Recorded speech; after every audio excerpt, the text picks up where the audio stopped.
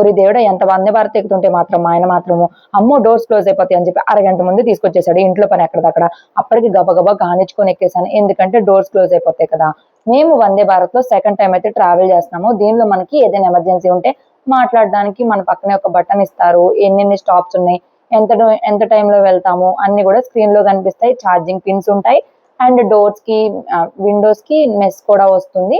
ఇంక మా అత్తయ్య కూడా ఒక వీడియో కాల్ చేసేసాం. ఇంకా అలా ట్రైన్ స్టార్ట్ అయిందో లేదో వాటర్ బాటిల్స్ అయితే ఇచ్చేసారు. అండ్ ఈ ట్రైన్ లో మనకి ఏమేమి ఫుడ్ పెడతారో కూడా చూపిస్తాను.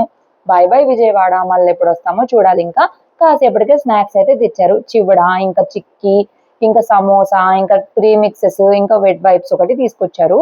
సమోసా టేస్ట్ బాగుంది. ఇంకా దాంతో పాటు ప్రీమిక్సెస్ ఉన్నాయి కదా, చిక్కీ టేస్ట్ కూడా బాగుంది. కొన్ని సార్లు మేమైతే తెచ్చుకుంటాము. అవి 9 months ఉన్నప్పుడు అనుకుంటే ఫస్ట్ టైం ఎక్కాం, మళ్ళీ ఇప్పుడు ఎక్కడమే. సో హాట్ వాటర్ అయితే ఇచ్చేసారు. దీనిలో ఇప్పుడు మనం ప్రీమిక్స్ ని జస్ట్ మిక్స్ చేసుకొని తాగడమే. నాకు 2 types ఇచ్చారనమాట. ఒకటి వచ్చేసి మసాలా చాయ్, ఇంకొకటి వచ్చేసి ఏదో ఇచ్చారు. మంచిదేమో మా ఆయన తీసేసుకుని, పిచ్చిదేమో నాకు ఇచ్చాడు. అంతే, మా ఆయన ఇంకేం చేయలేం. మీ హస్బెండ్స్ కూడా ఇంతేనా? సో నేనైతే తాగాను. నాకేంటంటే టీ మామూలుగా తాగను, ఇట్లా వచ్చినప్పుడు మాత్రం తాగాలనిపించింది, టేస్ట్ చూడాలని చెప్పి. కాకపోతే నోరు కాలిపోయింది, ఆత్రంగా తాగాను అనమాట. అట్లా ఉంటది మరి మనతోటి. పాపం మా ఆయన పరిస్థితి అయితే వర్ణనాతీతము. టీ తాగాం కదా తల్లి మనం వందే భారత్ ట్రైన్ లో. మా ఆయన మీద నుంచి అవి దిగడు. ఇంకా ఈ బటన్ ఓపెన్ చేస్తేనే మనకి లోపలికి అయితే వెళ్ళడానికి ఉంటుంది. జస్ట్ ప్రెస్ చేస్తే చాలు.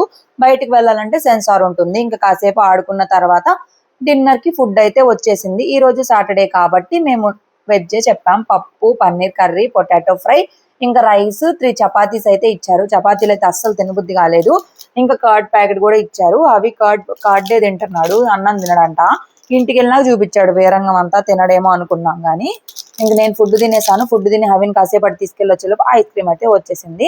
సో 2 ఐస్ క్రీమ్స్ అయితే ఇచ్చారు. అమ్ముల్ది టేస్ట్ బాగుంది. హవికి పాపం ఇది ఐస్ క్రీమ్ అని తెలియదు కదా, నాతో పాటు పోటీగా పెరుగు తింటున్నాడు. జాలి పాపం అని పడ్డాం అనుకోండి జలుబు వచ్చింది పిల్లలకి. తర్వాత ఎలాగో మన మాట వినరు, ఇప్పుడే బెటర్ కదా. ఎంత క్యూట్ గా తింటున్నాడు బంగారు తండ్రి. మొత్తానికి తిరుపతి అయితే రీచ్ అయిపోయాము. రేణిగుంటలో దిగుతాము. మా ఆయనకైతే ఇంకా అలుపు వచ్చేసి ఒళ్ళు వదిలేసి నిద్రపోతున్నాడు. అవి ఏమో నా దగ్గరకు రాడు. మా ఆయన బాధ కాదు. వీడియో నచ్చితే లైక్ చేసి ఫాలో చేసేయండి. బాయ్.